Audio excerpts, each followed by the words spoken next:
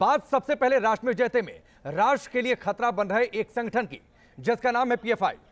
आज हम सबसे पहले आपके सामने लेकर आए हैं पीएफआई यानी पॉपुलर फ्रंट ऑफ इंडिया पर वो बड़ा खुलासा जो आपको बताएगा कैसे पीएफआई अब पोस्टर घर लाएगी और अपने एजेंडे को फैलाएगी। इस ब्लूप्रिंट को नाम दिया गया है प्लान 10%। कौन है ये 10% जो पीएफआई के टारगेट पर है? किस तरह इन 10% से निकलेगी पीएफआई का पोस्टर गर्ल और पोस्टर गर्ल के जरिए क्या हासिल करना चाहता है popular front of India?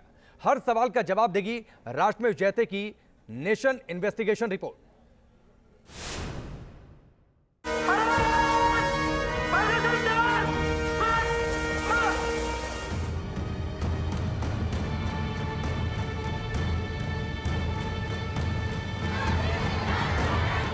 PFI के नेताओं का नफरती एजेंडा, उसे सुनता मुस्लिम समाज का एक हिस्सा और इस भीड़ में शामिल मुस्लिम महिलाएं। यही है पीएफआई का plan 10%।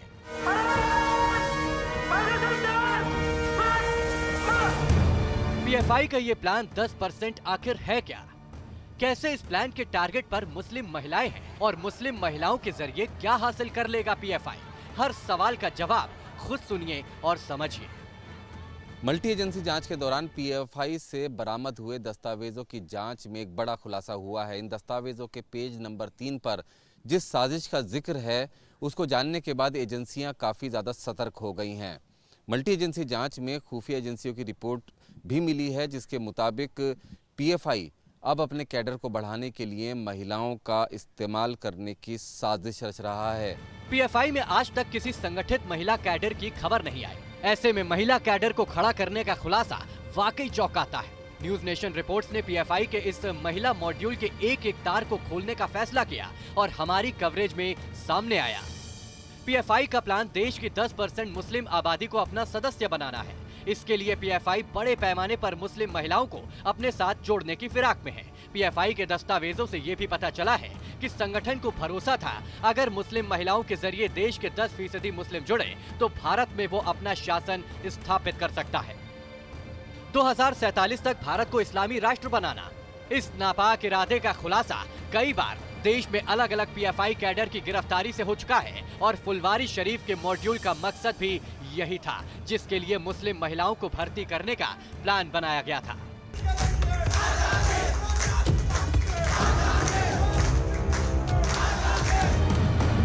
Popular front of India ने इस प्लान 10% को मुकम्मल करने के लिए काम भी शुरू कर दिया था। केरल और पश्चिम बंगाल में पीएफआई ने अपनी महिला कैडर की ब्रांच खड़ी कर दी है और इनका मकसद है बिहार, यूपी और राजस्थान जैसे राज्यों में महिलाओं को बड़ी तादाद में भर्ती करना। खुलासा बड़ा था। अपना एजेंडा फैलाने के लिए मुस्लिम महिलाओं को इस्तेमाल करने का आरोप भी संगीन था। इसी वजह से न्यूज नेशन ने पीएफआई से डायरेक्ट सवाल पूछे और जवाब आया, हाँ, पीएफआई के सपोर्ट बेस में बड़ा हिस्सा मुस्लिम महिलाओं का है। पॉपुलर फ्रंट ऑफ इंडिया जो है अवेयरनेस प्रोग्राम्स हर किसी के लिए करते हैं। मेन, वुमन, बूढ़े, बच्चे, सबके लिए हम लोग अवेयरनेस प्रोग्राम्स करते रहते हैं। जैसे एक औरतों को जाके अवेयरनेस करना कोई बहुत बड़ा क्राइम हो गया जैसा। पीएफआई भले ही मुस्लिम कैडर खड़ा करने के आरोपों से इनकार कर रही हो, लेकिन मल्टी एजेंसी इन्वेस्टिगेशन से जो बातें सामने आ रही हैं, वो पीएफआई के इन दावों को झुठलाती है। टारगेट पर दूर दराज के वो गांव हैं जो कि यूपी, बिहार, पश्चिम बंगाल, साथ ही महाराष्ट्र, तमिलनाडु, केरल या देश के दूसरे राज्यों में मौजूद हैं।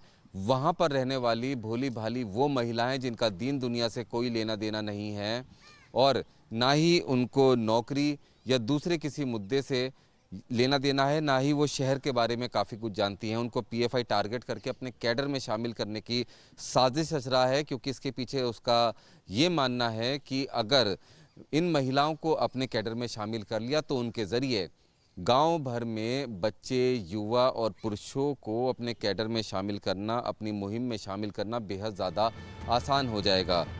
एजेंडा और टारगेट साफ नजर आता है। अगर घर की महिला तक पहुंच हो जाएगी तो उस घर या परिवार पर अपना एजेंडा थोपना आसान हो जाता है।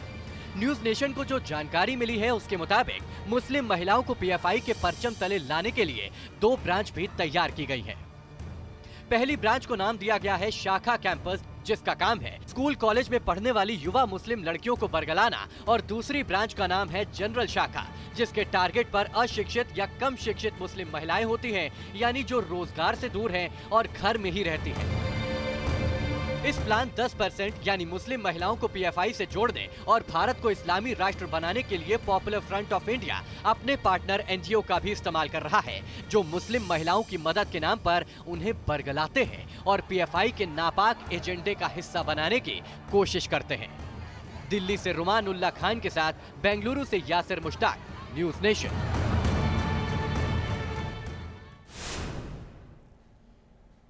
मुस्लिम समाज को लेकर कई लोग कहते हैं यहां पुरुष प्रधान समाज है, महिलाओं की भागीदारी ज्यादा नहीं।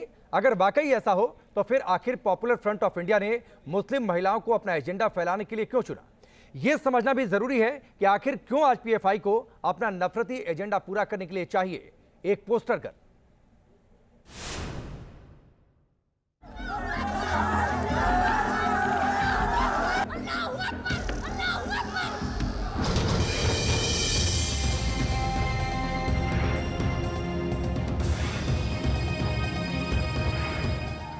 ये वीडियो आपको याद होगा।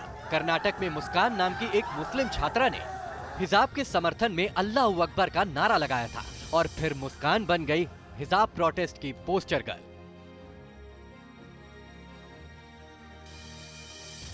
मुस्कान की जुबान से निकला एक नारा उसे पोस्टर गर्ल बना गया।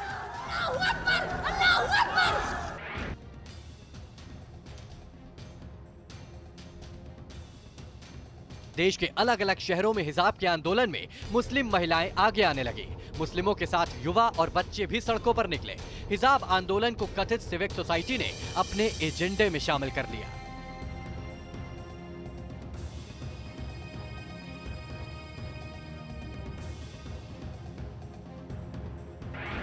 इस एक वाकया के सामने आने और अब पीएफआई पर हुए बड़े खुलासे से कुछ सवाल खड़े होते हैं। क्या पीएफआई मुस्लिम महिलाओं को भर्ती कर मुस्कान जैसी ही पोस्टर गर्ल खड़ा करना चाहती है?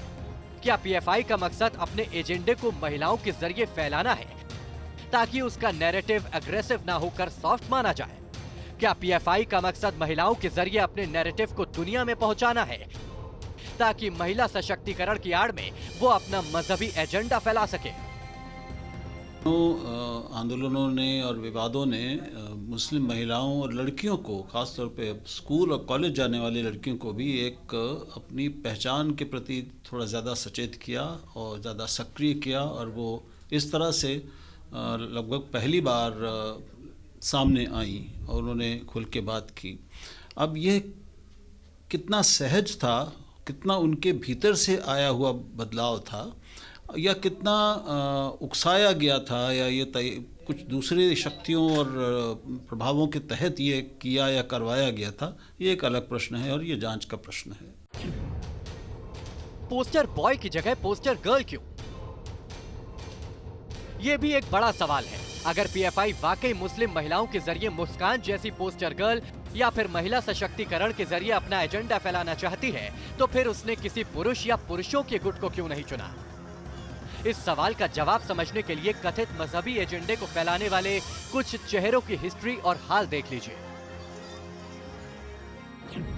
सबसे पहले बात करते हैं शर्जील इमाम की, जो खुद को एक्टिविस्ट करार देता था। शर्जील इमाम की नफरत भरी नारेबाजी ने उस पर देश के विरोध जैसे इल्जाम लगाए और उसकी छवि को नुकसान पहुंचा।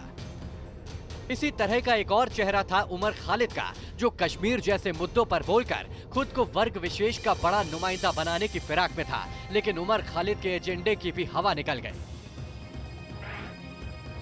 तो क्या नैरेटिव को इस तरह की नुकसान पहुंचाने की भरपाई पीएफआई महिला चेहरों के जरिए करना चाहती है ताकि उसका कट्टरपंथ एक्सपोज ना हो और उसे बढ़ावा भी मिलता रहे? आपको याद होगा कि जब मुस्कान ने हिजाब के समर्थन में अल्लाह अकबर का नारा लगाया था, जब अलकायदा के सरगना अयमान अल जवाहिरी ने उसके समर्थन में वीडियो जारी किया था।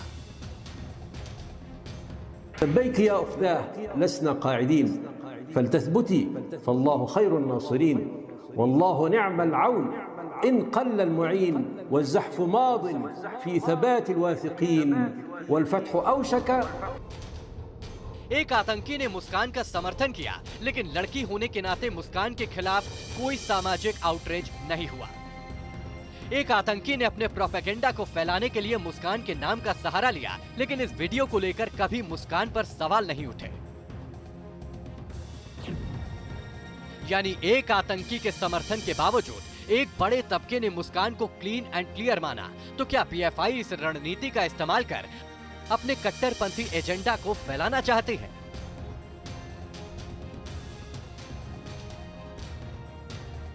अगर ऐसा सचमुच में वो कोई महिला कैडर या वुमेन विंग खड़ा करना चाहते हैं तो जाहिर सी बात है कि महिलाओं के प्रति हमारे समाज में, भारतीय समाज में थोड़ा एक नरम रुख रहता है। तो हो सकता है कि वो एक अपना आउटफिट का एक फेस बदलने के लिए, चेहरा बदलने के लिए, या जिसको कहते हैं टेस्ट बदलने के लिए ऐसा कोई एक्सपेरिमेंट कर रहे हों।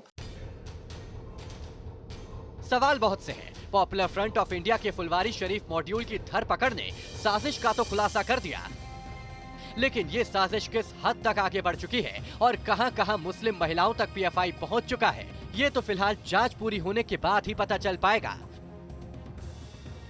दिल्ली से मोहित दुबे के साथ टीम न्यूज नेशन।